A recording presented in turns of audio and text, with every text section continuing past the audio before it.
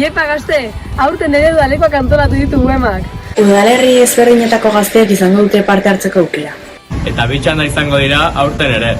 Lehenengo txanda ekainaren 22tik 30era. Eta bigarren txanda uztailaren 2tik 10era. Txanda bakoitzean 60 gazterentzako lekua izango da. Aurtengo udalekuak be ibiltariak izango die. 4 herrietatik pasatuko da udalekua. Barriarrain, Zaldibia, Ataun eta Idiazabal. Herri bakoitzean 2 gau pasatuko ditugu. Eta herri batetik bestera, hoiez mugiteko gara. Udalerri euskaldunetako gazteak ezagutzeko aukera edera da. Baita euskaraz gozatzeko eta euskaldun bezala kontzientziatzeko ere.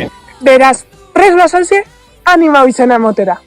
Ueman.eus webgunean dago informazio guztia, eta baita izena emateko galdetegia ere. Salta gurekin, inertziatik kointzientziara! Inertziatik kointzientziara!